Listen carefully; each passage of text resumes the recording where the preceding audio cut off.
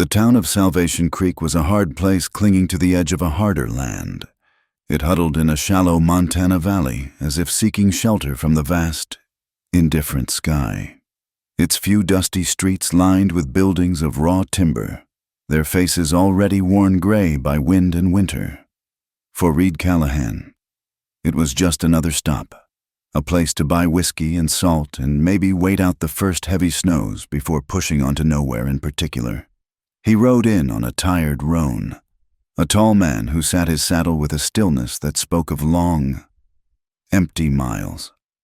The late autumn sun was weak, casting long, thin shadows that did little to warm the frozen mud of the main street. A scar, a pale, jagged line, cut from the corner of his left eye down to his jaw. A permanent sneer carved by another man's blade. His knuckles were thick with the ghosts of old fractures. But those were the wounds the world could see. The others, the ones he carried inside, were deeper, colder, and they had long since walled off whatever man he used to be.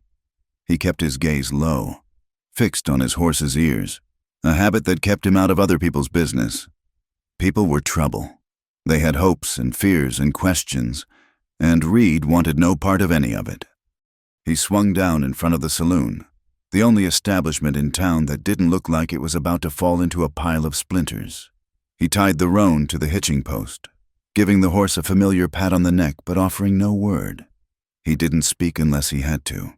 Words were for making promises or telling lies, and he was done with both. Inside, the air was thick with the smell of stale beer, sawdust, and unwashed men. He took a table in the darkest corner, the one that let him watch the door, and ordered a whiskey. The liquor burned a welcome trail down his throat, a dull fire that for a moment held back the cold that lived in his bones. He saw the townsfolk eyeing him, their curiosity a tangible thing. They saw the gun on his hip, the weariness in his shoulders, the hard set of his jaw. They saw a drifter, a man with a past, and they were right. They just didn't know the half of it. They didn't see the ghost of a woman with laughing eyes, or the phantom weight of a small child in his arms. He drank to keep those ghosts quiet. On Sundays, the town bell would ring, a hollow, insistent clang calling the faithful to the first chapel of divine reckoning. Reed never went. He'd heard the sermons in his head 1,000 times, full of brimstone and judgment from a God who had watched him bury his life in a cold patch of earth and done nothing. He had made his own reckoning long ago, and it had left him empty of faith. His only communion was here, in the dim light of a saloon, with the bitter sacrament of cheap whiskey, while Reed Callahan sought to drown his memories. Evelyn Mercy Walsh lived in a house where memory was a sin and the future was a threat. She was the daughter of preacher Thaddeus Walsh, and in the eyes of Salvation Creek, she was a porcelain doll of piety. They saw her in church every Sunday, her head bowed, her hands folded in her lap, her face as serene and untroubled as a saint in a storybook. Her dresses were gray and brown, high-collared and plain, designed to erase her form, to make her nothing more than a vessel of modesty. She was quiet, dutiful, and never spoke out of turn. But beneath the floorboards of her small, cold room, in a space hollowed out beside a floor joist, lived the real Evelyn. Here, tucked away from her father's damning gaze, were her treasures, a book of poetry by a woman named Dickinson, its words like strange, secret flowers blooming in the dark, a tattered copy of a novel about a woman who dared to love outside the lines of duty, and a slim journal filled with her own spidery script. She wrote not of God's judgment, but of the way the wind whispered through the pines, the color of the sky before a storm, the ache of a loneliness so deep she had no name for it. She wrote of a world she could feel but had never been allowed to touch. Her father was a man carved from the unforgiving stone of the Old Testament. His love was a heavy cloak, meant to smother, not to warm. He saw the world as a battlefield between righteousness and sin. And his daughter was his most polished weapon, a symbol of purity he wielded from the pulpit. He preached of a God of wrath, a God who watched and weighed every thought, every breath, and found it wanting. Evelyn had grown up under the shadow of that God, her spirit as tightly bound as the corset beneath her dress.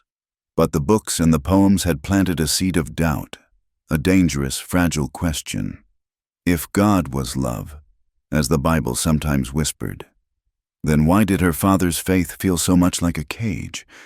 The first flakes of the season's snow were beginning to drift down from a sky the color of lead when that question finally found its voice. It was Sunday, and the church was colder than usual. The preacher was in full fury, his sermon a tirade against the weakness of the flesh, his voice a hammer striking the anvil of the pulpit. He spoke of the unclean woman, the temptress, the vessel of sin who led good men to damnation. His eyes swept over the congregation, but they settled, as they often did, on his daughter, as if to say, "See, this is what you must never become." A silence fell as he paused for breath, a heavy, expectant quiet, and into that silence, Evelyn's voice, small but clear as a drop of water, fell. "Father?" Heads turned. A collective, soft gasp rippled through the pews. Evelyn Mercy Walsh never spoke during a sermon. Preacher Walsh's eyes narrowed. "What is it, child?" "The scriptures," she began, her hands twisting in her lap. "They speak of mercy. When the Lord met the woman at the well, the one who had known many men, he did not condemn her. He offered her water. He offered her life. Why do we speak only of judgment and not of that mercy?" The question hung in the cold air, an act of rebellion so profound it felt like a blasphemy. It was a challenge not to the word of God, but to her father's iron-fisted interpretation of it. The preacher's face, already stern, hardened into a mask of cold rage. He saw not a daughter seeking understanding, but a serpent of doubt coiled in his own house. "Silence," he commanded, his voice low and venomous. "You will not bring your womanly confusions into the house of the Lord." The sermon ended abruptly. The dismissal was a release. As the congregation filed out, the whispers began. They clung to Evelyn like burrs. What had gotten into her? Had she been reading forbidden things? The leap from a simple question to a stain on her character was short and swift in a town that thrived on suspicion. By the time she reached her own front door, the rumor was already taking shape. The preacher's daughter, the perfect, saintly Evelyn, had become unclean. It was a word that needed no proof, only a target. She, who had never been held by a man, never been kissed, was now marked by a sin she didn't even understand. The punishment was not swift. It was cold and deliberate. In his study, a room that smelled of old paper and righteousness, Preacher Walsh did not raise his hand to her. He raised his voice, a weapon he had honed to a razor's edge. He called her impudent, a vessel of pride, an ungrateful child who had shamed him before his flock. He accused her of harboring unclean thoughts, of letting the devil whisper through the pages of some hidden, filthy book. "You will remain in your room," he decreed, his eyes like chips of flint. "You will pray for forgiveness. You will eat only bread and water until your soul has been purged of this corruption." He locked the door. For 2 days, Evelyn sat in the chilling silence of her room, the world reduced to a slice of graying sky seen through her single window. The hunger in her stomach was a dull ache, but the hunger in her soul was a raging fire. Her father's God was a jailer, and she could no longer bear the confines of her cell.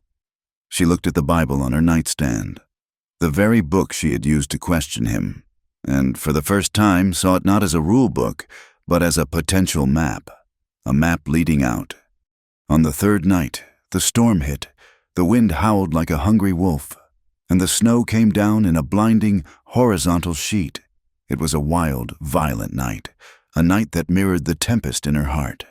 This was her chance. There would be no search parties in a blizzard like this. Wrapping herself in a thin wool shawl, her only protection against the biting cold, she clutched the small, leather-bound Bible to her chest. She pried up the loose floorboard, took one last look at her secret books and the journal filled with her silent screams, and then pushed them back into the darkness. She could not take them with her. She could take nothing from this life but herself. With trembling fingers, she unlocked her window. The cold air a shocking slap against her face. She slipped out into the raging storm, her thin shoes sinking instantly into the deepening snow. She did not look back. She ran, stumbling through the swirling white chaos, with no destination, no plan, only a desperate, animal need to be free. The cold was a physical thing, a monster with teeth that tore at her skin and stole the breath from her lungs. The town disappeared behind her in an instant, swallowed by the storm. She was alone, running from the only world she had ever known, into a world that was trying to kill her. Reed Callahan had found a small, abandoned line cabin nestled in a copse of pines a few miles out of town. It was little more than a single room with a stone fireplace and a leaky roof, but it was shelter. It was quiet. The storm had descended with a fury that had surprised even him. He sat by the fire, nursing a bottle of whiskey, listening to the wind trying to tear the cabin apart. He was safe, he was warm, and he was alone. It was all he ever asked for. It was his horse that alerted him.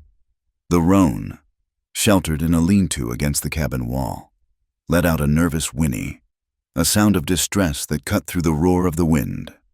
Reed set his bottle down, his hand going instinctively to the gun at his hip. A wolf, maybe, or a bear driven down from the high country by the storm. He pulled on his heavy coat, grabbed a lantern, and pushed the heavy door open, leaning his weight against the wind. The lantern light cut a frantic, swinging swath through the blizzard. He saw nothing at first but a wall of white. Then, a dark shape, a crumpled heap near the edge of the trees, not 30 yards from the cabin. It was too small for a bear. He moved toward it, his boots sinking deep into the drifts, the cold instantly finding its way through his clothes. It was a person, a woman. Her face was turned to the side, almost buried in the snow, her skin a terrifying, waxy blue. A thin shawl was clutched in one frozen hand. For a moment, he thought she was dead. He knelt, his knee cracking the icy crust of the snow, and pressed 2 fingers against her neck. He felt nothing. He cursed under his breath. He had not asked for this. He had not asked for a body to be dumped on his doorstep. He started to stand, to go back inside and let the storm have her. It was not his trouble. But then he saw it. A faint, almost imperceptible flutter of her eyelashes. A ghost of a breath that misted for a second in the frigid air. She was alive. Another curse, this one deeper, more frustrated. He could not leave her. The last, stubborn ember of the man he once was. The man who protected the weak, flickered to life. With a grunt, he scooped her up.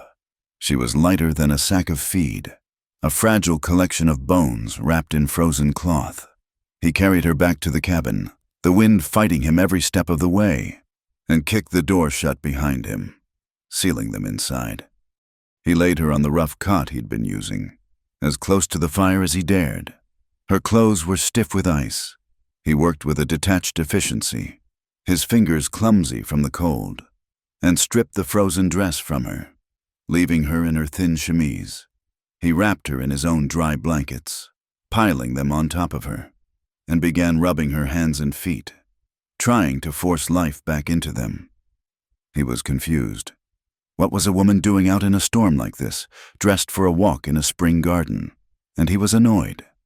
Her presence was an intrusion, a complication in a life he had deliberately stripped of all complications. But as he worked, trying to save this stranger from the cold, he could not stop the thought, someone should have done the same for me. Evelyn drifted back to consciousness slowly, as if surfacing from a deep, dark water. The first thing she felt was warmth, a heavy, penetrating heat that seemed to be sinking right into her bones. The second was the smell of wood smoke, coffee, and something else, something male and unfamiliar, like leather and whiskey. She heard the crackle of a fire and the relentless howl of the wind outside. This was not her room. This was not the church. Her eyelids fluttered open. The world was soft, flickering, and orange. She saw the rough-hewn logs of a ceiling, the deep shadows dancing in the corners of a small room. A fire blazed in a stone hearth, a living, breathing thing of immense power and comfort.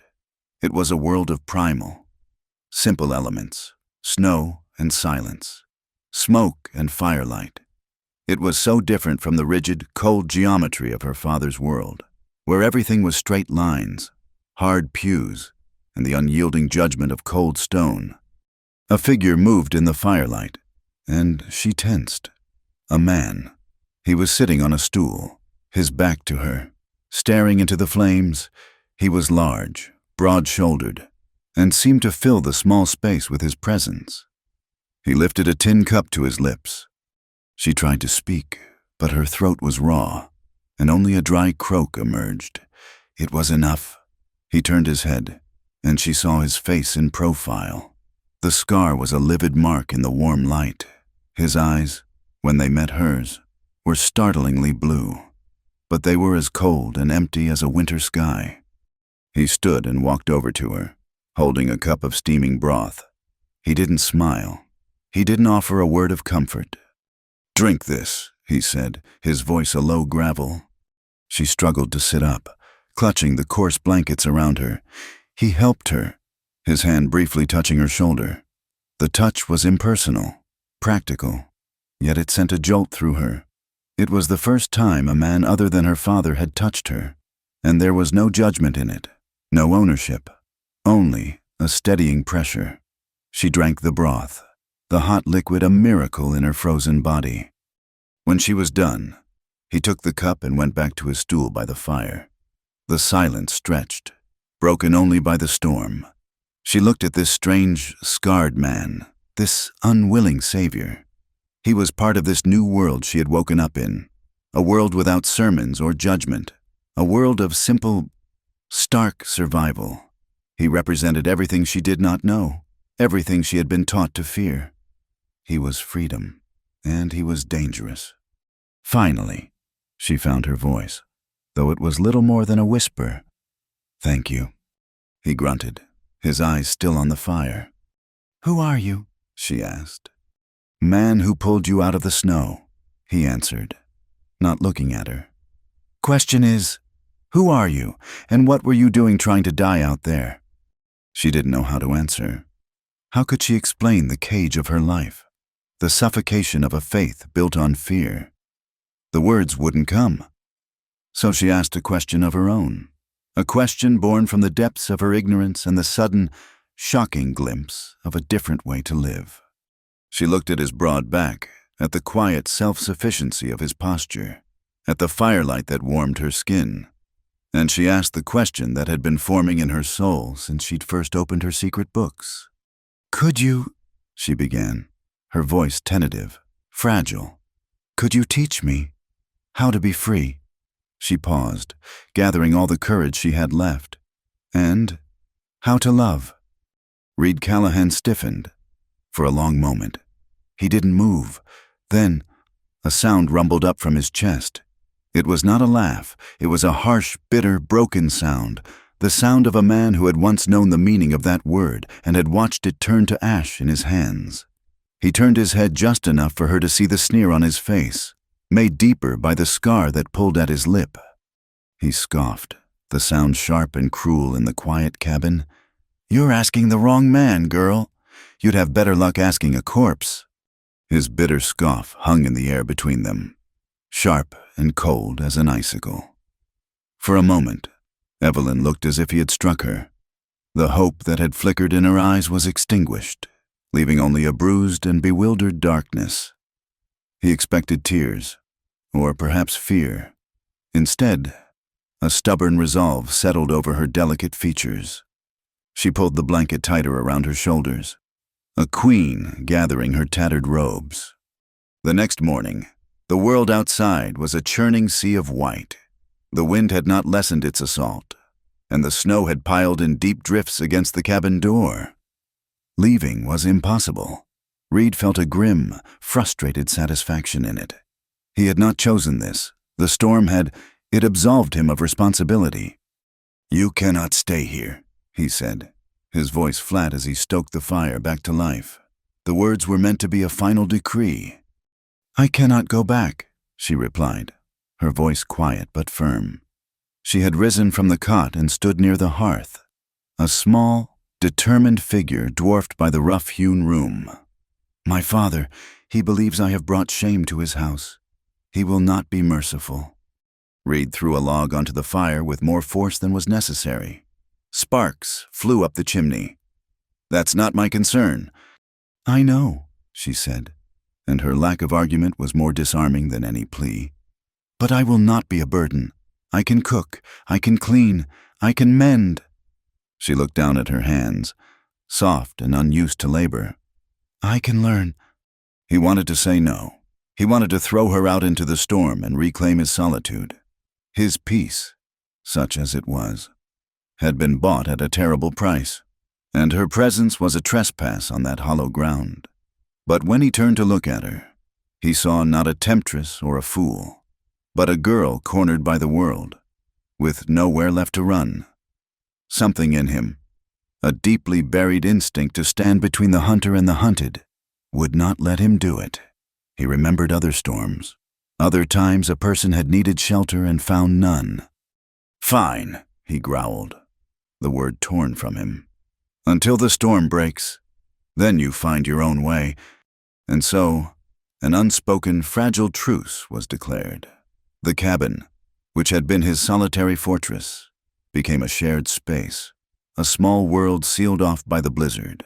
The silence that had once been his companion was now filled with the soft rustle of her movements, the gentle clink of a spoon against a tin bowl. Evelyn was true to her word. She found his meager supplies, a sack of flour, some beans, coffee, and salted pork, and with a quiet efficiency, she transformed them. Soon, the cabin, which had for years smelled only of wood smoke, whiskey, and loneliness, was filled with the warm, forgotten scent of baking biscuits. Reed watched her from his corner, his suspicion warring with a strange, unfamiliar feeling. He watched her measure flour, her brow furrowed in concentration. He watched her coax a surprisingly steady flame in the old hearth, her movements careful and deliberate.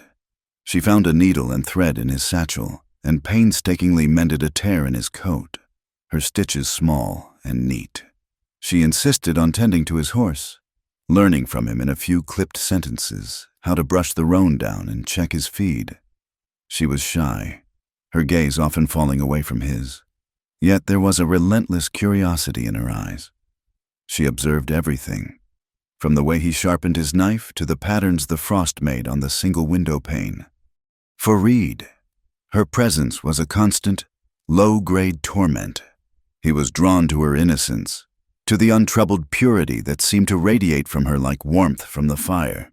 It was a light he had not seen in years, and he found himself wanting to stand in it, just for a moment. But it also repelled him.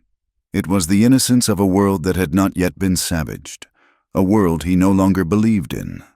Her gentle humming as she worked, the way she would sometimes close her eyes and simply listen to the wind, these small acts of peace felt like accusations against the violence in his own soul. He found himself growing more gruff, his answers to her questions shorter, his silence more profound. It was a wall, and he was building it as fast as he could. But he could feel her, on the other side of it, patiently waiting. Something inside him, a thing he had buried deep and covered with stones, was beginning to stir. One afternoon, the smell of baking bread filled the cabin. It was a rich, yeasty aroma, a scent of home and hearth. Reed was cleaning his rifle, the methodical scrape of the ramrod a familiar rhythm. But the smell unlatched a door in his memory he had nailed shut a decade ago. He was no longer in the cabin. He was in a small, sunlit kitchen, and Clara was laughing, a smudge of flour on her cheek. Her hair, the color of spun corn husks, was coming loose from its pins, and her eyes, the color of a summer sky, were full of a love so bright it hurt to look at. She was heavy with child, their child, and her hands were kneading dough on a floured board. She had looked up at him and smiled, a promise of a life so full of simple, ordinary joy that it felt infinite.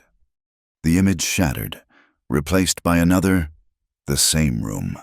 But now the sunlight was gone, replaced by the grim, flickering light of an oil lamp. The air was thick with the metallic scent of blood and fear. Clara's face was pale, slick with sweat, her knuckles white as she gripped his hand. The doctor, a man with whiskey on his breath and empty platitudes on his tongue, kept saying everything was fine, but it was not fine. Reed had felt it, a cold dread that had nothing to do with the chill in the room. He remembered the final, terrible push, the thin, weak cry of a baby who had tasted life for only a single, fleeting second. He had held his daughter, Sarah, a perfect, tiny thing, wrapped in a linen cloth, her chest still. And then he had watched the light fade from Clara's eyes, her hand going limp in his. In the space of one night, God, or whatever cruel force governed the world, had given him everything and then taken it all away.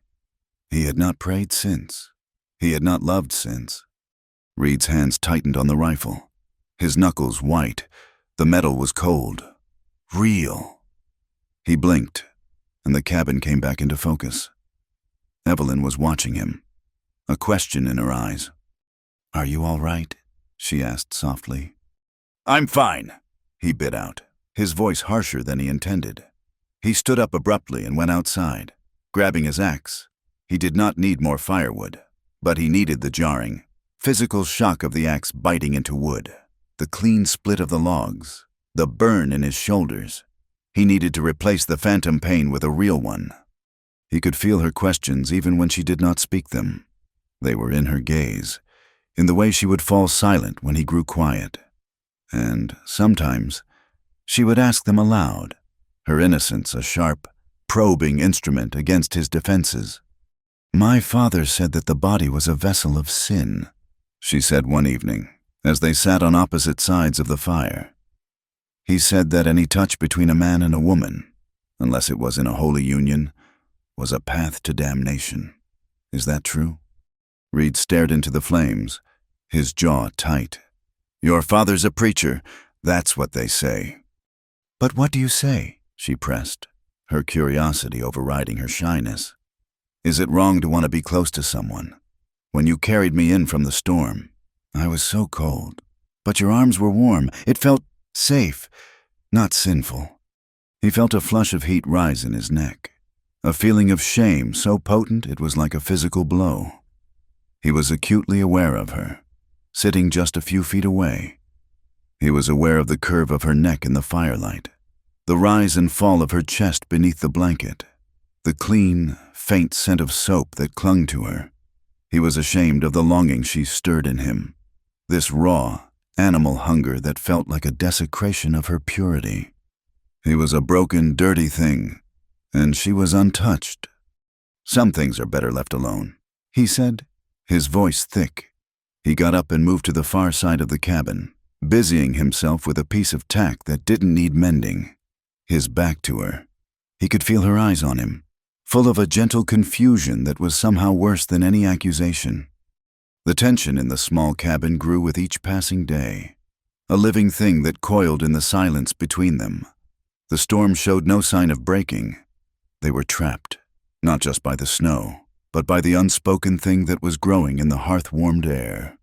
One night, the wind finally died down, and a deep, profound silence fell over the world. The snow had stopped. The only sound was the soft hiss and crackle of the fire.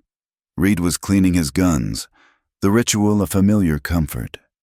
Evelyn was sitting on the floor, staring into the flames, her knees drawn up to her chest. He thought she was asleep, but then she spoke, her voice so soft he barely heard it. "I've been thinking about what you said." He didn't answer, just continued wiping down the barrel of his pistol. "You said I should ask a corpse about love," she continued, her voice gaining a little strength. "Perhaps that is why I am asking you. because the love my father taught was cold and dead. It was about rules and fear and punishment. It was a stone. I want to know about the other kind." She turned and looked at him, and in the firelight, her eyes held a desperate sincerity. She pushed herself onto her knees and crawled the short distance that separated them, stopping just before him. She knelt on the rough wooden floor, the firelight casting a warm glow on her face, making her look like a supplicant at a strange altar. "Teach me," she whispered, the words a raw plea. "Please, not what the church says, not what my father says, but what it means to truly love. The real way." It was too much. The sight of her kneeling before him, the innocent, impossible request, the longing that he had been fighting for days, it all crashed over him at once. A tremor went through him, a violent shudder of desire and grief and rage. He felt as if he were standing on the edge of a cliff, and she was gently, unknowingly, trying to push him over. He pulled back, scrambling away from her as if she were the fire itself. He got to his feet and stood over her, his shadow long and menacing on the floor. "Get away from me," he snarled, his voice a low, dangerous thing. "You don't know what you are doing. You're playing with fire, girl. You think love is some poem in a book? It's not. It's a sickness. It's a weapon that guts you and leaves you bleeding in the dirt. You want to learn about it? Go find someone else to destroy." The cruelty of his words was meant to wound, to drive her away, to save them both. He saw the hurt flash in her eyes, and he braced himself for her tears of fear or rejection. But the tears that welled up and spilled down her cheeks were not what he expected. They were tears of a deep, profound disappointment. She looked up at him, her face streaked with silver in the firelight, and her voice, when she spoke, was choked with a sorrow that cut him to the quick. "I was wrong," she whispered, her body trembling. "When you saved me from the snow, when you gave me shelter, I thought you were kind. I thought that a man who lived so far from the judgment of others might understand." She shook her head, a sob catching in her throat. "But you are just as afraid as he is." She curled into a ball on the floor, her face buried in her arms, her small shoulders shaking with silent sobs. His harshness had not driven her away. It had simply broken her heart. And the reason for her sorrow, that she had mistaken him for a kind man, was a judgment more damning than any her father could have pronounced. He stood there for a long time, frozen, the anger draining out of him, leaving behind a cold, hollow ache. He had wanted to protect her, but he had only wounded her. He watched her cry herself to sleep on the floor by the dying fire, a small, desolate heap of misery. Later, in the deepest part of the night, he sat on his stool and watched her. The fire had burned down to glowing embers, casting a soft red light on her sleeping face. The tear tracks were still visible on her cheeks. She looked impossibly young, impossibly vulnerable. But as he watched her, he saw more than just a girl. He saw the fierce, stubborn set of her jaw. Even in sleep, he saw a soul that had been caged and beaten but had refused to stop seeking the light, her search for love, for freedom, for meaning. It was not a childish fantasy. It was a fight for survival, just as desperate and just as vital as his own had once been. He saw himself, the young man he had been before Clara, before the silence, a man who had believed that love was something you could build a life on, like a house on a firm foundation. He had thought her a fool for asking him to teach her about love. Now, watching her sleep, he realized he was the fool. She had not been asking for his body. She had been asking for a piece of his truth, and he had given her nothing but rage and fear. Outside, the great silence of the snow-covered world deepened. Inside the cabin, the silence was heavier still, filled with the weight of all the things that had been said and all the things that had not. Reed Callahan sat in the darkness, a sentinel watching over a broken dream, and for the first time in a very long time, he felt something other than the cold emptiness of his loss. It was a flicker of shame, and something else, something that felt dangerously like connection. The snow was a prison, but he was beginning to wonder who, exactly, was the prisoner. The stillness that followed the storm was more unnerving than the blizzard itself. The world was muffled, buried under a thick blanket of white that swallowed all sound. For 2 days, Reed and Evelyn remained in the cabin, the silence between them as deep as the snow outside. His harsh words had built a new wall between them, one made of shame and misunderstanding. He watched her move about the cabin, her grace now tinged with a fragile caution. She no longer met his eyes. The fragile truce had been broken, and the air was thick with the pieces.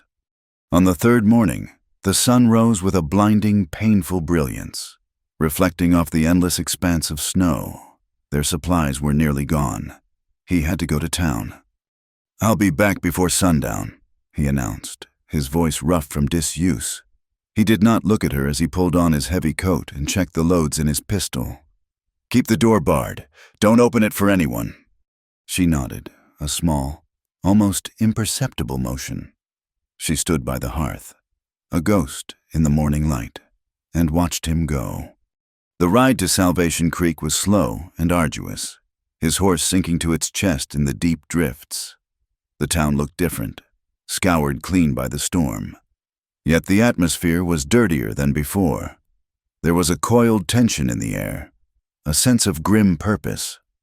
Men stood in tight knots on the boardwalks, their voices low, their hands shoved deep in their pockets for warmth. Their eyes followed him as he rode down the main street. And it was not the usual idle curiosity of townsfolk sizing up a drifter. It was something harder, colder. It was suspicion. He tied his horse in front of the general store and pushed his way inside. The familiar smell of coffee beans, leather, and smoked bacon did little to ease the knot in his gut.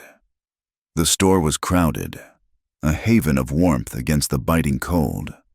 He grabbed a sack of flour and another of beans, moving with a deliberate, unhurried pace, acutely aware that the conversations around him had dropped to a murmur. He made his way to the counter, where a group of men were huddled around the pot-bellied stove, their faces grim in the flickering heat. "Found tracks," one man was saying. A stout fellow with a thick beard, leading up toward the old logging trail, but they vanished in the deep drifts. "The preacher is nigh on mad with grief," another added, spitting a stream of tobacco juice that sizzled on the stove. To think of it, his own daughter, a pure, God-fearing girl, led astray. Reed's hand tightened on the sack of flour. He kept his back to them, pretending to inspect a display of canned peaches.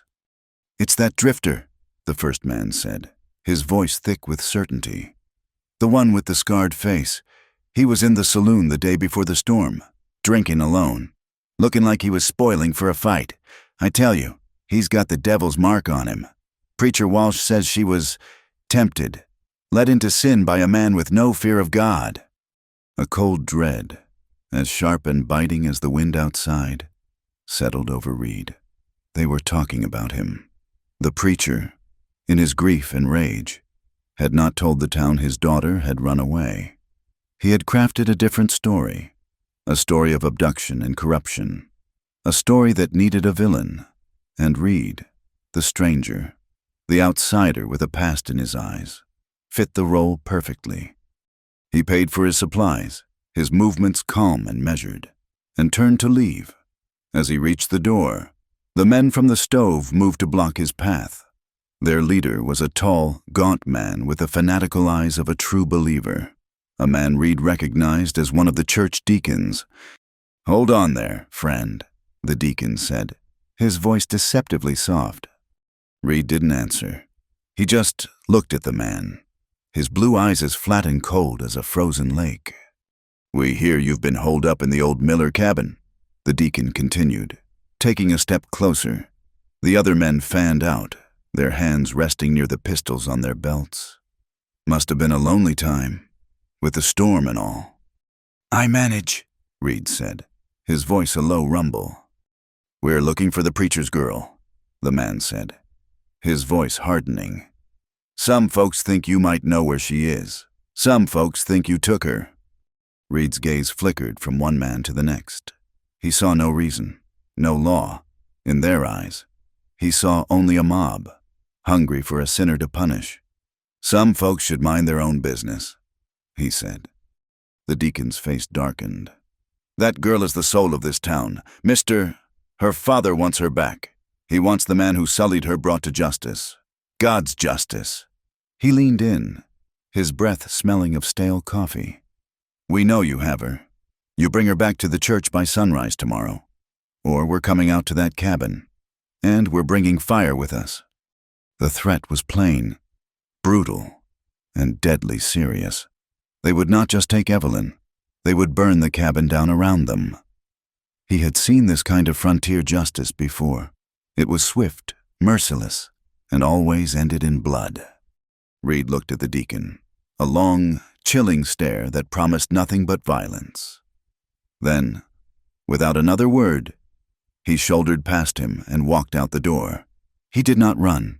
He untied his horse, loaded his supplies, and swung into the saddle. He could feel their eyes on his back all the way down the street. He knew this was not over.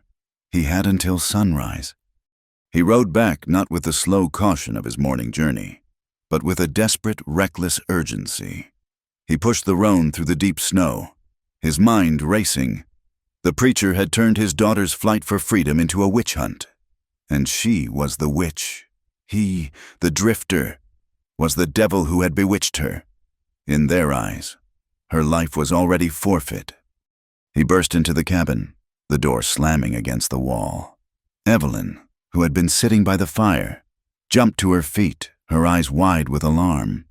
The fragile peace of the room was shattered by the raw urgency he brought in with him. "Pack," he said, his voice rough, breathless from the cold and the ride. "Anything you can't live without. We're leaving." "Leaving?" she stammered, confused. "But the snow. Where are we going?" "Away from here," he said, already moving about the cabin, gathering his own sparse belongings. A spare blanket, a box of cartridges, the last of the salted pork. "There's a posse coming. They're looking for you." "For me?" Her face was a mask of disbelief. "But why? I just left." He stopped and looked at her, his expression grim. "Your father told them a different story. He told them you were taken, that you were led into sin by a drifter." He let the words sink in. "They think I have you. They gave me until sunrise to turn you in, or they're coming to burn this place down." The color drained from her face. She understood. She was not a runaway. She was a fallen woman, a prize to be reclaimed, her captor to be punished. Her life was in more danger now than it had been in the heart of the storm.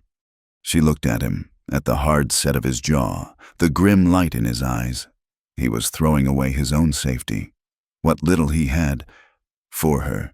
He was making himself a fugitive to save her from a lie. "Why?" she whispered, the question full of a desperate need to understand. "Why are you helping me?" He paused, his hands full of supplies, and for the first time he met her gaze without the wall of anger or bitterness between them. His eyes were dark with the ghosts of a long-ago pain. "Because someone should have done the same for me," he said, his voice low and heavy with a history she could not guess. They fled by the light of a cold, indifferent moon. The world was a stark landscape of black and white, the snowfields gleaming under the stars, the shadows of the pines as dark as graves. The journey was a brutal, silent struggle. They waded through waist-deep snowdrifts, their legs aching with the effort. They slid down icy embankments and scrambled across frozen creeks, the ice groaning ominously beneath their feet. Reed led the way, his big frame breaking a path for her, his senses on high alert, listening for the sound of pursuit. They traveled for days, pushing themselves to the point of exhaustion, eating their meager supplies cold, sleeping for a few precious hours in the shelter of rocky overhangs or dense thickets of pine. The relentless cold and the physical strain began to wear on Evelyn. Her face grew pale and drawn, and a persistent, dry cough racked her small frame. On the fourth day, she stumbled and fell, and when he helped her up, he felt the heat radiating from her skin. Her cheeks were flushed with fever, and her eyes had a glassy, unfocused look. A cold fear, sharper than any he had felt facing the posse, seized him. Out here, in this unforgiving wilderness, a fever could be a death sentence. He found a shallow cave, barely more than a scoop out of the rock face, and built a small, smoky fire. He settled her onto a bed of pine boughs, wrapping her in all the blankets they had. She began to shiver violently, her teeth chattering, though her skin was burning hot to the touch. All the gruffness, all the hard-won distance he had placed between them, melted away. There was only the sick girl and the desperate need to keep her alive. He melted snow in their only tin pot and coaxed her to drink, lifting her head gently, murmuring words of comfort he didn't know he possessed. "Easy now," he'd whisper, his voice a low rumble. "Just a little more. You're safe." He bathed her face with a cloth dipped in cool water, his large, calloused hands surprisingly gentle as he brushed the damp hair back from her forehead. She tossed and turned, caught in the grip of the fever, murmuring things he couldn't understand. In her delirium, she was back in her father's church, her whispers filled with scripture and fear. Then, in a moment of startling lucidity, her eyes focused on him. She reached up a trembling hand and touched his rough cheek. "You are so kind," she murmured, her voice a dry rasp. No one has ever touched me with such kindness." Her words struck him with the force of a physical blow. Kindness was a language he had forgotten how to speak, a currency he no longer possessed. Yet she had found it in him, in the simple, desperate act of trying to keep her from dying. That night, as a new storm gathered in the mountains, the wind moaning through the rocks, he huddled close to her, trying to share his body heat. She was shivering again, a deep, bone-rattling chill that frightened him. In her half-conscious state, she shifted, pressing her face against his chest, seeking the living warmth of him. "It's so loud," she whispered, her breath hot against his shirt. He realized she was talking about his heartbeat, the steady, rhythmic thud beneath her ear. "It makes me feel safe." Her hand came to rest flat against his chest, over his heart, and he flinched. It was an involuntary, violent jerk, a spasm that shot through his entire body. It was not a flinch of pain or of repulsion. It was the terrifying, agonizing flinch of a frozen limb beginning to thaw, the shock of feeling returning to a part of him he had long since considered dead. It was the sharp, unwelcome stab of hope. They found the barn 2 days later. They had been stumbling through a windswept valley when they saw it, a derelict structure leaning against the wind, its roof half collapsed. To Reed, it looked like a cathedral. Inside, the air was still and cold, but it was a refuge from the relentless wind. The loft was thick with the dry, sweet smell of old hay. It was the safest they had been since they had fled the cabin. He made a bed for them in the hay, a deep nest that would insulate them from the cold floor. Evelyn's fever had not broken, but the shivering had subsided, leaving her weak and listless. He settled her into the hay and then lay down a few feet away, the exhaustion of the past week settling over him like a shroud. In the middle of the night, he woke to find she had moved, curling up beside him like a child seeking comfort in the dark. Her back was pressed against his side, her head tucked into the curve of his shoulder. He lay perfectly still, his body rigid, the warmth of her, the simple, trusting weight of her against him, ignited a fire deep in his gut. It was a raw, primal longing, an ache for closeness that he had not allowed himself to feel in a decade. He could feel her soft breath against his neck. He could smell the faint, clean scent of her hair. The silence in the barn was absolute, amplifying the sound of his own ragged breathing, the frantic hammering of his heart. The longing was a physical pain, a demand to be answered. It would be so easy. She was weak, vulnerable, and she trusted him.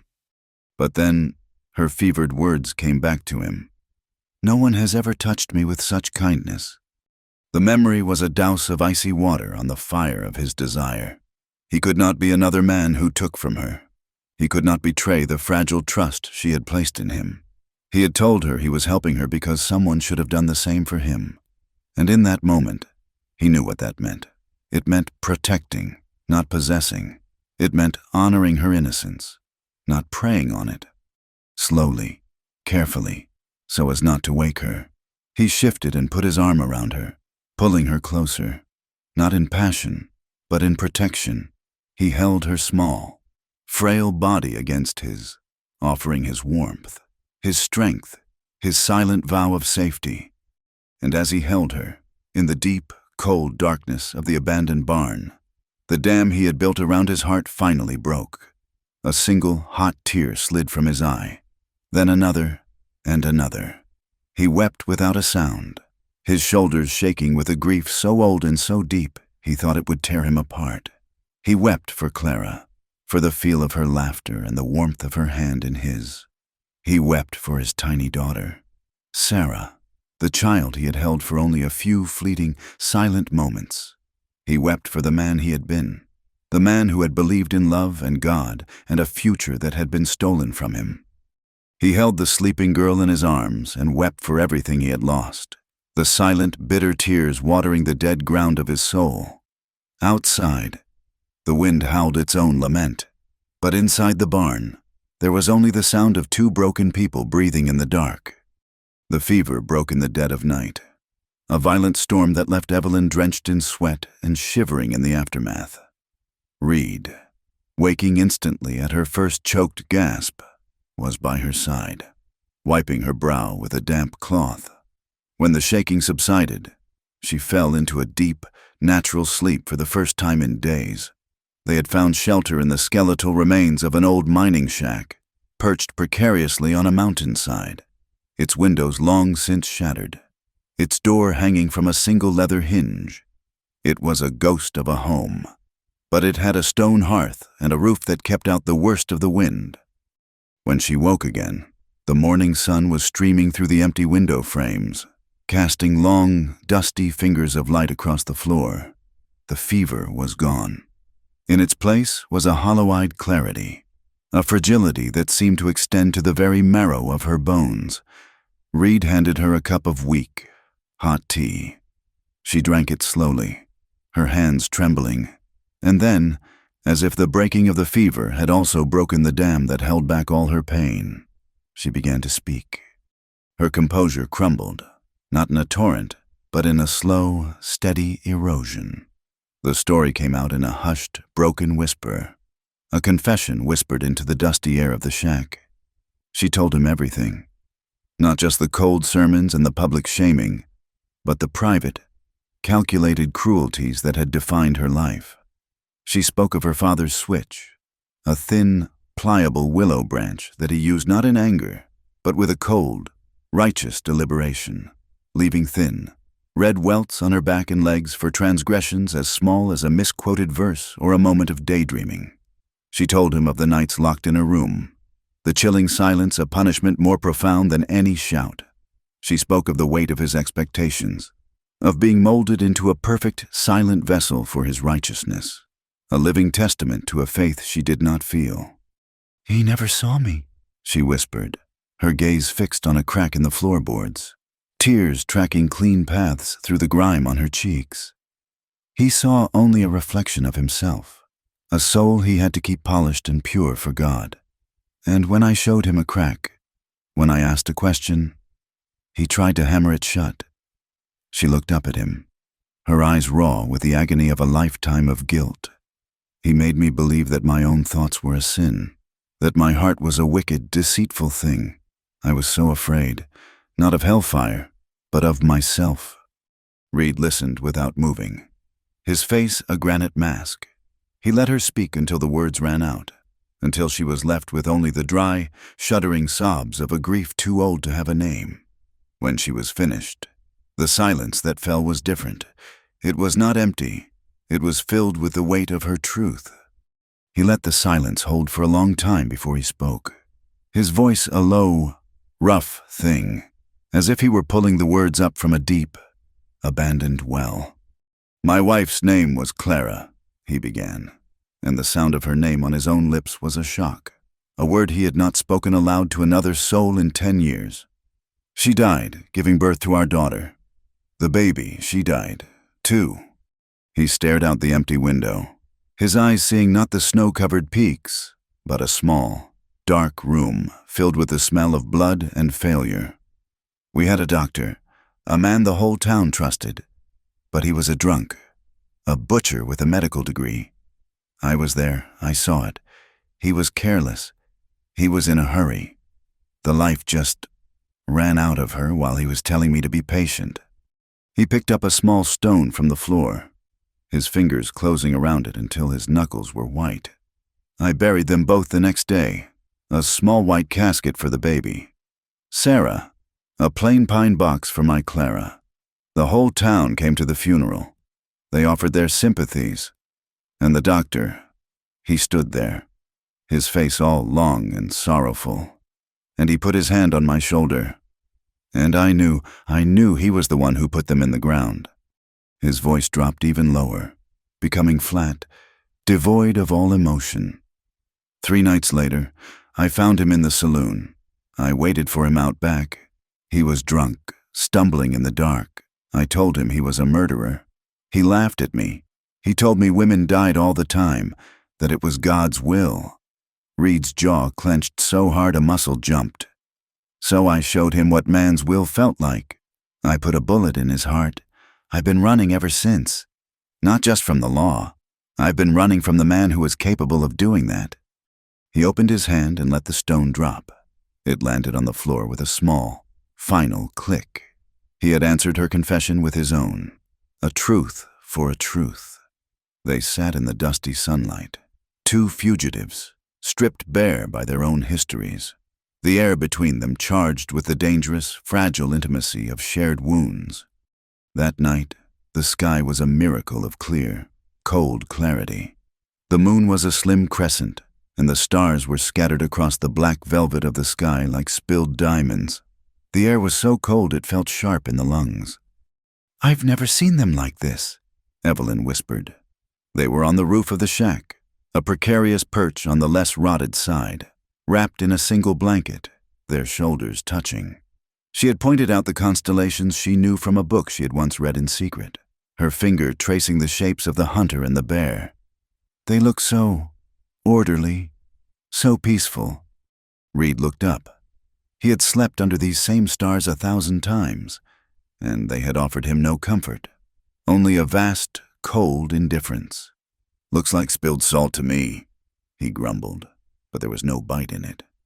A small sound escaped her, a soft, breathy giggle that was so unexpected, so out of place in their grim reality, that it startled him. And then, a sound he had not heard in a decade rumbled up from his own chest. It was a laugh, low, rusty from disuse, but real. The absurdity of it all, the 2 of them, a runaway and a murderer, huddled on a collapsing roof in the middle of nowhere, talking about stars, struck him as profoundly, terribly funny. The shared laughter, soft and fleeting in the vast silence of the mountains, was a more intimate act than any touch. It was a spark of warmth in the frozen landscape of their lives. When it subsided, a comfortable silence settled between them. He looked at her, at the way the starlight caught in her wide, curious eyes. "I used to believe love was a weakness," he said, the admission costing him more than he would have thought. "Something that made a man soft, something that could be taken from you, leaving you with nothing but a hole where your heart used to be." She turned her head, her face close to his in the shared space of the blanket. Her expression was serious, her gaze unwavering. "Then why?" she asked, her voice a soft, earnest whisper. "Do I feel stronger beside you?" Her question hung in the crystalline air, simple and profound. It disarmed him completely. He had no answer. He knew only that this girl, this slip of a thing who had known nothing but fear, had faced down her father, a blizzard, and a posse. and was still looking at the stars. He, who had prided himself on his strength, his ability to endure, had done nothing but run. In her presence, he felt the first stirrings of a strength he had long since forgotten. The strength to face not the world, but himself. And in that moment, under the silent, watchful eyes of 1,000,000,000 stars, he leaned in and kissed her. It was not a gentle kiss. It was a collision of desperation and discovery. A drowning man's first taste of air, all the loneliness, the grief, the tightly controlled longing of the past weeks and the past decade surged through him. He tasted the faint sweetness of the tea on her lips and the raw, aching hunger of his own soul. His hand came up to cup the back of her head, his fingers tangling in her soft hair, pulling her closer. For a breathtaking moment, she responded, her lips parting under his, a soft, hesitant surrender that sent a tremor through his entire body. He realized, with a terrifying clarity, how much he wanted her, how easy it would be to lose himself in the warmth and the life of her. But then, just as the kiss deepened, she put her hands on his chest and gently pushed. She pulled back, her breath coming in soft, ragged gasps, her eyes dark and luminous in the moonlight. Reed trembled, the sudden withdrawal leaving him raw and exposed. He thought he had misread everything, that he had taken advantage, that he had become the monster he feared he was. But there was no fear in her eyes. There was only a startling, profound resolve. "Not like this," she whispered, her voice shaking but firm. Her hand remained on his chest, over his heart. "Not because I owe you something. Not because I'm afraid and you are my protector." She took a breath, her gaze holding his, demanding that he understand. "Only when you believe again." He stared at her, the words settling into him, extinguishing the fire of his passion and replacing it with a strange, quiet awe. She was not rejecting him. She was setting a condition not for her body, but for his soul. She was asking him not for passion, but for faith. She was teaching him, in her world, love was not a weakness to be overcome or a hunger to be sated. It was an act of belief. He looked at her, at this girl who had been raised on a diet of fear and dogma, and saw a strength and a wisdom that humbled him. For the first time in years, he felt something sacred in restraint, the power to take and the choice not to. It was a revelation, a quiet, earth-shattering shift in the landscape of his soul. Meanwhile, in the valleys below, the world was changing. The unseasonably heavy snows began to melt under the relentless sun, turning the pristine white landscape into a muddy, treacherous morass. The creeks swelled into raging torrents, but the trails, once impassable, were beginning to emerge. And on those trails, a man was moving with a patient, predatory grace. His name was Silas Kane, and he was not a member of the Salvation Creek posse. He was a bounty hunter, but he worked less for the money than for the pleasure of the chase. He was a thin, wiry man with eyes the color of faded denim and a complete absence of warmth. He was a connoisseur of fear, a student of desperation. The preacher's poster, offering a reward for the return of his daughter and the capture of her abductor, had been a mild curiosity, but the whispers in town, the stories of the scarred drifter and the saintly girl, had intrigued him. He saw not a story of sin and salvation, but a simpler, more primal tale, a predator and his prey. And Silas Kane enjoyed nothing more than the hunt. He picked up their trail where the posse had lost it, his skill in the wild a thing of instinct and cold observation.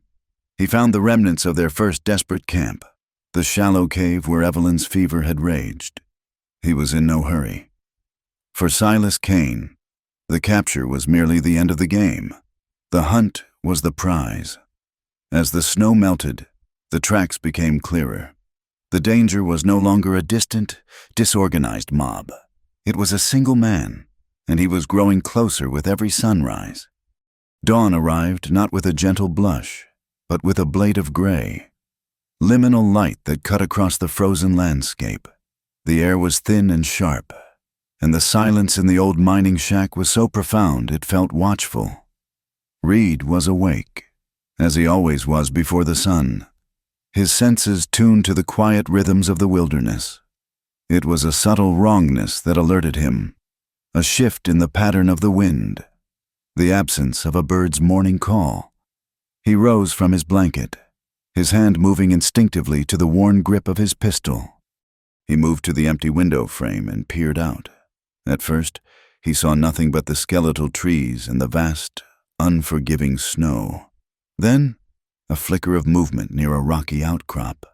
A man, thin and wiry, moving with a serpentine grace that was utterly out of place in this rugged land. He carried a long rifle, and even from this distance, Reed could feel the cold, patient intensity of a predator. "Get down," he hissed to Evelyn, who was just beginning to stir. The whiplash crack of the rifle shot and the whine of a ricochet as a piece of the window frame exploded inward were one and the same. Evelyn cried out. Scrambling back from the opening, Reed was already moving, kicking over the rickety table to use as cover, pulling her down behind it. "Who is it?" she gasped, her eyes wide with terror. "Bounty hunter," Reed grunted, his gaze fixed on the rocks outside.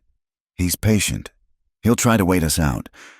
Another shot tore through the thin wall of the shack, sending a shower of splinters into the room. They were pinned down, trapped in a flimsy wooden box.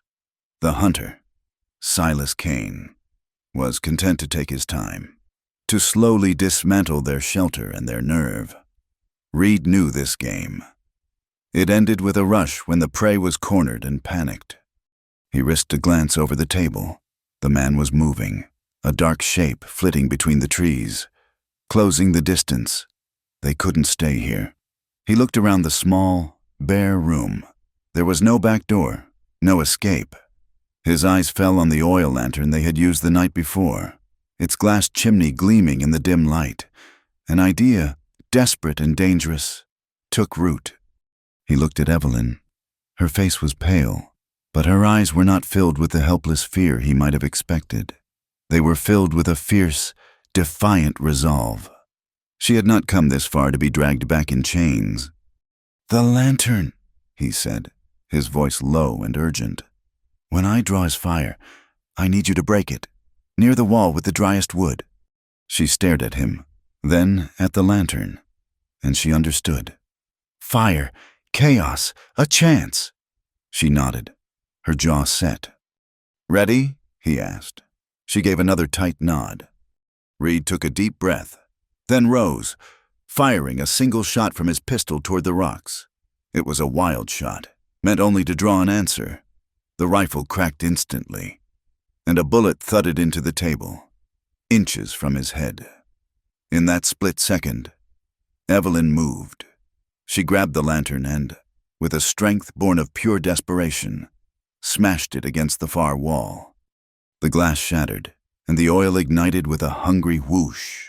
Flames licked up the dry, ancient timber, black smoke instantly beginning to fill the small space.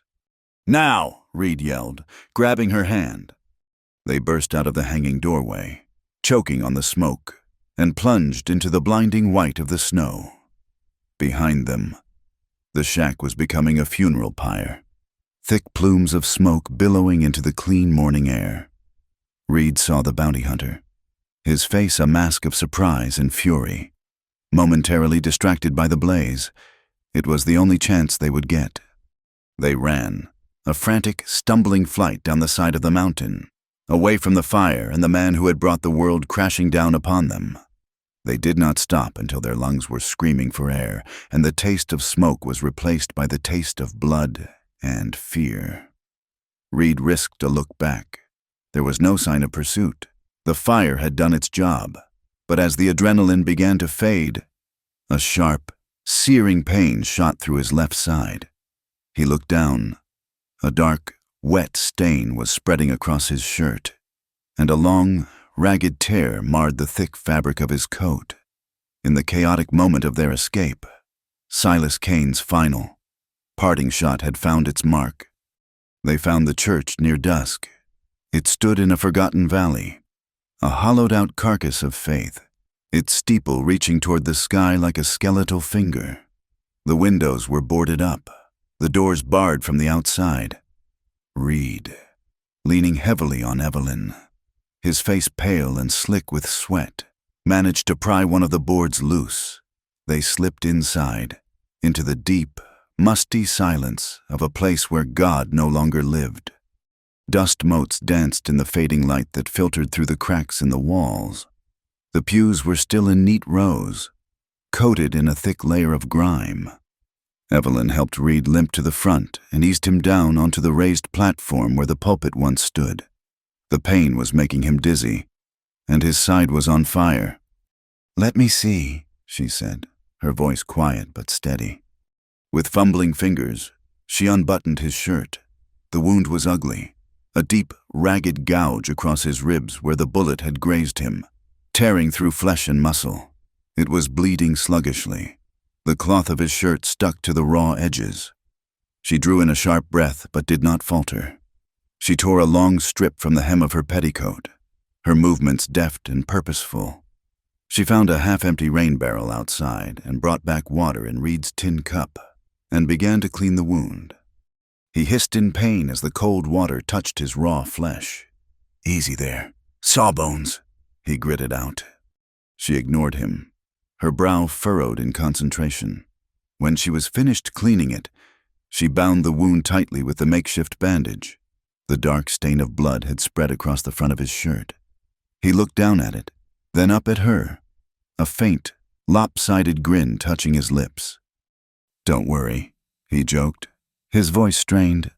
"I've had worse from hangovers." The attempt at humor was so absurd, so quintessentially him, that a small, choked laugh escaped her. They were fugitives, one of them wounded, trapped in a derelict church, and he was making jokes. That night, they slept in one of the pews, huddled together for warmth under a single blanket. The hard, unforgiving wood was a poor substitute for a bed, but they were exhausted, and sleep came quickly, sometime in the deep, silent hours of the night. Reed was visited by a dream. He was not in the church. He was standing in a field of wildflowers under a warm summer sun, and Clara was there. She looked just as he remembered her hair like spun gold, her eyes the color of the sky. But in all his dreams, all his nightmares of her, she had always been weeping, her face a mask of sorrow and accusation. This time, she was smiling, a gentle, peaceful smile. She did not speak, but he could hear her voice in his mind, as clear as a ringing bell. "It's all right," she said. "You've mourned long enough." Then she looked past him, her smile widening. And she said one more thing. "Let her love you." He woke with a start, his heart pounding. The dream was already fading, but the feeling it left behind, a sense of peace, of release, was so profound it was like a physical weight had been lifted from his chest. He looked at Evelyn, sleeping beside him, her face soft and serene in the faint moonlight, and he understood. Clara was not a ghost to be appeased. She was a memory to be honored, and the best way to honor a love that had been lost was to allow a new one to grow. He woke again just before dawn to the sound of a soft whisper. Evelyn was kneeling on the floor a few pews away, her head bowed, her hands clasped, but she was not praying the way her father had taught her, with fear and trembling. Her prayer was a quiet conversation, a soft, personal petition. "I don't know if you can hear me," she whispered to the dusty air. "And I don't know the right words anymore.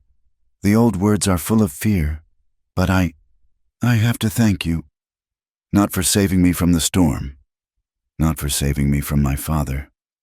I thank you for him." Her voice hitched. "For Reed. You sent a man who doesn't believe in you at all to save my soul. You used his kindness to show me what love really is. It's not a sermon. It's a warm blanket in a cold barn. It's a hand to hold in the dark. Please, keep him safe. He deserves to feel the peace that he's given me." Reed lay perfectly still, His eyes closed, the words washing over him, shaking him to his very core. He had seen himself as a broken, godless man, a killer running from his past. She saw him as an instrument of salvation. He had thought he was protecting her body from the world. She believed he had saved her soul. The irony was so immense, so staggering, that it almost stopped his breath. He waited until she had finished and returned to the pew before he spoke. "I heard you," he said softly into the twilight. She stiffened beside him. "I'm sorry, I didn't mean to wake you." "It's all right," he said. He turned to face her, his wounded side protesting. "Evelyn, I don't believe in any of it. Not in God, not in heaven, not in prayer. After I lost my family, I decided the world was just a cruel, empty place. Nothing more." He paused, searching for the right words. "But watching you, seeing you find your own way to believe, without all the fear and the fire, it made me want to protect something pure again. It made me want to be the man you seem to think I am." They left the church as the sun was rising, moving slowly because of his injury. Their plan was to follow the river out of the valley, to lose themselves in the vast, unmapped territory to the west. But as they neared the old wooden bridge that spanned the river at its narrowest point, they saw them, a dark knot of men, maybe a dozen, waiting on the other side, and at their head, standing tall and righteous, was Preacher Thaddeus Walsh. They were cornered. The river, swollen with melted snow, was a raging, impassable torrent on either side. The bridge was the only way across. "It's over," Reed said, his hand moving to his gun, but he knew it was hopeless. He was injured, and they were outnumbered. "No," Evelyn said. She put a hand on his arm, her touch surprisingly firm. "Not yet." She walked forward, her head held high, and did not stop until she stood at the edge of the bridge, facing her father and the men of Salvation Creek. Reed followed a few paces behind her, his body tensed, ready. "Evelyn!" the preacher's voice boomed across the water. "Thank the Lord, you are safe! Come away from that sinner! Come home!" "I am not coming home, Father," she said, her voice clear and steady, carrying across the roar of the river. The men, who had been a faceless mob, grew quiet, listening. "He has bewitched you," her father cried, his face contorting with rage. "He has filled your head with his filth." "No, Father," she said, and her calm was more powerful than his fury. "You are the one who filled my head with filth. You filled it with fear and guilt and shame. You told me God was a whip and a locked door. You used God to break me." She turned and looked at Reed, her expression softening with a love so pure and fierce it was a tangible thing. Then she turned back to her father. "He used nothing. He used silence and patience and kindness. He did not preach salvation. He offered it, and he healed me." The preacher's face turned a dark, apoplectic purple. To be defied so publicly, to have his own daughter choose a scarred, godless drifter over him, was an unbearable humiliation. With a roar of pure rage, he started across the bridge, his hand raised to strike her. "You ungrateful whelp, I will beat the devil out of you myself." Reed moved instantly, stepping in front of Evelyn, shielding her with his body. The preacher's heavy, open-handed blow caught him high on the cheekbone, the force of it staggering him. The world exploded in a flash of white light. But before another blow could fall, a new voice cut through the tension, sharp and authoritative. "That's enough, preacher!" A man on horseback was riding onto the bridge from the far side. He wore the badge of a deputy sheriff from the next county over. He was followed by two other riders. The townsmen parted to let him through. The deputy swung down from his horse, his eyes taking in the scene, the enraged preacher, the wounded Reed, the defiant girl. His gaze settled on Reed. "You Reed Callahan?" he asked. Reed nodded, his head still ringing. "Been tracking you for a week," the deputy said. "Your old case, the murder of Doc Miller." He paused, pulling a folded piece of paper from his coat pocket. "Funny thing, After you left, a few other folks got brave. Seems Miller wasn't just a drunk. He was an abuser.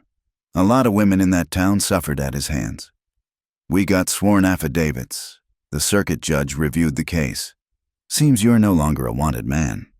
Seems you did the town a favor." A stunned silence fell over the bridge. Reed stared at the deputy, the words not quite making sense. He was free. 10 years of running, of looking over his shoulder, and it was over.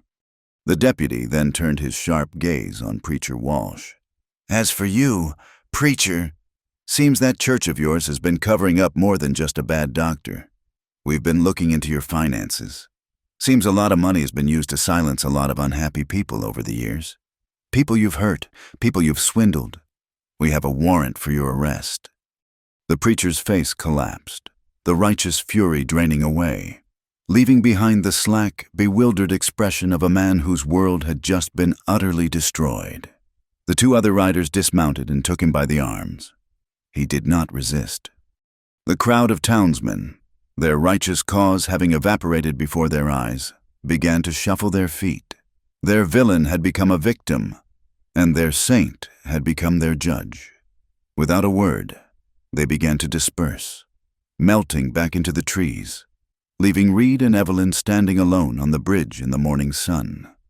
Spring arrived not as a gentle guest but as a conquering army, driving the winter back into the high mountain passes. The snow, which had been their prison and their shield, retreated, surrendering the land inch by painful inch. What it revealed was a world washed clean, a landscape of raw, muddy earth and the tender, hesitant green of new life, the creeks, which they had crossed as frozen, silent veins of ice, now roared with the boisterous voice of the thaw. They returned to the cabin in the first week of the melt. The journey was the reverse of their flight, but the silence between them was different now. It was not the silence of fear or uncertainty, but the quiet, settled silence of 2 people who had walked through the valley of the shadow and had come out the other side, blinking in the unfamiliar light. Reed's side was a dull, persistent ache, a constant reminder of how close they had come to the end. The wound was healing, knitting itself together into a new scar, another line in the story written on his skin. Evelyn's scars were less visible, but he saw them in the newfound stillness of her hands, the quiet confidence in her gaze. The haunted, hunted look was gone from her eyes, replaced by a deep, clear calm, like a pool of water after a storm. The cabin was still there, a small, stubborn testament to survival, nestled in its copse of pines. A few scorch marks licked up one wall, a reminder of the posse's fiery promise. But the structure was sound. As they approached, it looked less like the temporary, desperate shelter it had been and more like a destination. It looked, for the first time, like a home. The days that followed were filled with the quiet labor of reclaiming a life. They patched the scorched wall, repaired the roof where the heavy snows had damaged it, and swept out the last vestiges of winter's gloom. A new rhythm established itself, a pattern of shared tasks and comfortable spaces. Reed chopped wood, hunted, and worked on strengthening the cabin, his movements still stiff from his injury. Evelyn cooked, cleaned, and explored the small world around their clearing, discovering the first timid wildflowers pushing their way through the damp earth. One morning, Reed went out and did not return for several hours. When he came back, he was dragging 2 long, smooth planks of pine he had milled from a fallen tree. For the next 3 days, he worked with a quiet, single-minded focus. Evelyn watched him from the doorway, the sound of his saw a steady, rhythmic breath in the quiet air. He was a different man when he was working with his hands, a man whose grief and rage found a productive outlet in the shaping of wood. He was not fighting or fleeing. He was building. He brought it inside on the 3rd evening. It was a writing desk, simple and sturdy, its surface sanded as smooth as river stone. It was small enough to fit in the corner by the window, the corner that caught the best morning light. He set it down, the legs finding a solid footing on the rough planked floor. He turned to her, his face unreadable in the dim light of the cabin. "You're free, Evelyn," he said, his voice low and even. He did not say it was over. He did not say she should go. He simply stated it as a fact, an undeniable truth that he was now giving back to her. "The law isn't looking for me anymore. Your father, he's gone. There's a stage that runs through a town a day's ride from here. It can take you anywhere. East, if you want cities and schools. West, if you want the ocean. You can find a place where no one knows your name. You can start over. A real life." He was offering her the world.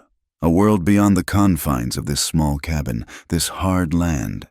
He was offering her the choice that had been stolen from her. It was the kindest, most painful gift he could give. She walked over to the desk and ran her hand over its smooth, cool surface. She could feel the care he had put into it, the silent apology for a world that had tried to silence her. She looked at the empty space, the waiting chair, the window that looked out onto a future she could now write for herself. Then she turned back to him, and her eyes were shining with a light that was not tears, but a fierce, unwavering certainty. She shook her head, a small, slow gesture. "You're wrong," she said softly. "My life has already started over. It started the moment you pulled me from the snow." She took a step closer to him, closing the distance he had so carefully tried to create. "You taught me how to live, read, how to be brave, how to be free." She reached out and put her hand on his arm, her touch a quiet anchor. "Now, let me teach you how to stay." And so they stayed. Spring deepened into a lush, green summer. Together, they turned over the dark, rich earth beside the cabin and planted a garden.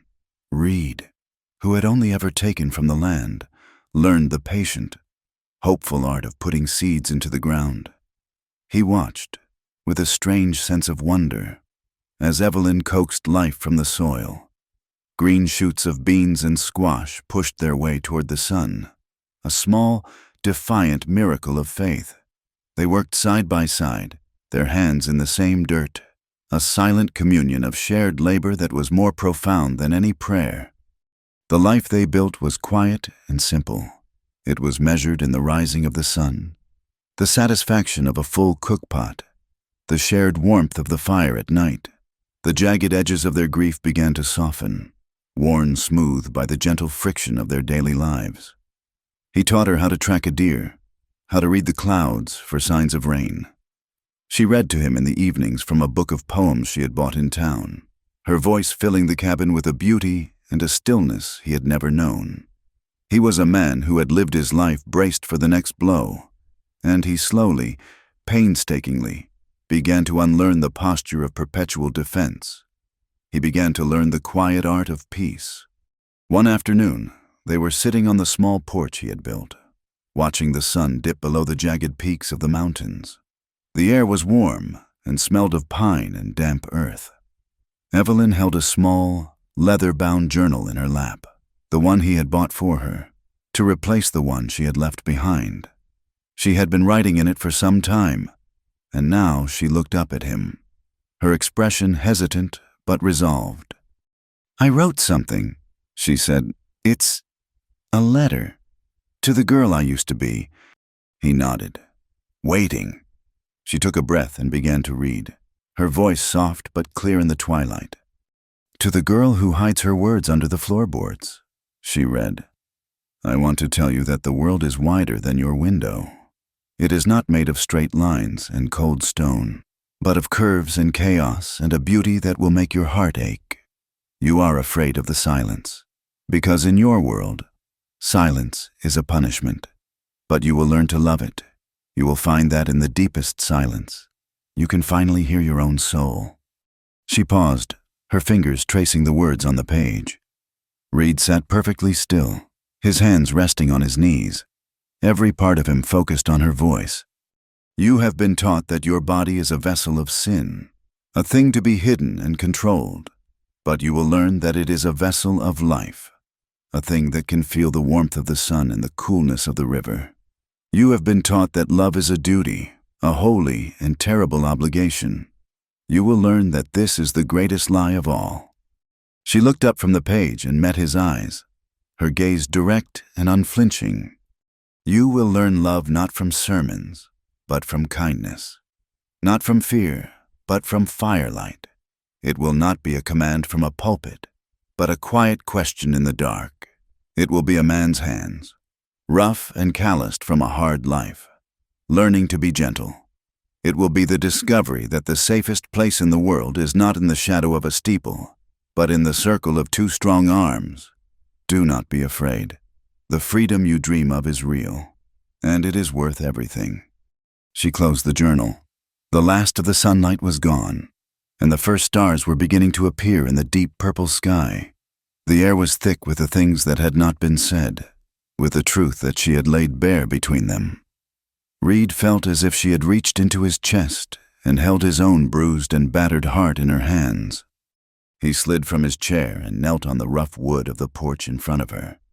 It was not the posture of a supplicant before a saint, but of a man finally, utterly surrendering his pride.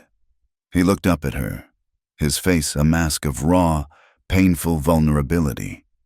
"Evelyn," he began, his voice thick with an emotion he could not name. "That God you pray to, the one you spoke of in the church, do you truly believe he forgives a man who has a ledger as red as mine?" It was the question that had haunted him for 10 years, the question that had kept him running. Was there a grace wide enough to cover the sin of a man who had taken another's life, no matter the reason? She looked down at him, at this strong, broken man kneeling before her, and her expression was filled with a profound and gentle wisdom. She reached out and cupped his scarred cheek, her touch as soft as a prayer. "I don't know about the God in the sky," she answered, her voice a low, steady whisper. "He has been silent for much of my life." She leaned closer, her eyes holding his. "But I believe in a man who held me through the night in a cold barn when I was sick and afraid and alone. I believe in a man who could have taken anything he wanted from me, and instead, he chose to protect me." Her thumb stroked his scar, a gesture of infinite tenderness. "That taught me more about grace than Scripture ever could. That taught me everything I need to know about a forgiving God." That night, a soft summer rain began to fall, a gentle, persistent drumming on the roof of the cabin. It was a soothing, cleansing sound. They lay in the darkness of their small room, the cool night air drifting in through the open window, carrying the scent of wet earth and pine. The silence between them was no longer a space to be filled, but a comfort to be shared. Reed lay on his back, staring up at the dark ceiling, her words echoing in the chambers of his heart. "That taught me more about grace than Scripture ever could." He had been searching for a sign, for a booming voice from the heavens to either condemn him or forgive him. But he had been looking in the wrong place. Salvation was not a bolt of lightning from a distant, angry God. It was a quiet, human choice, made in the darkness of a lonely barn. It was kindness when cruelty would have been easier. It was restraint when passion demanded release. It was her.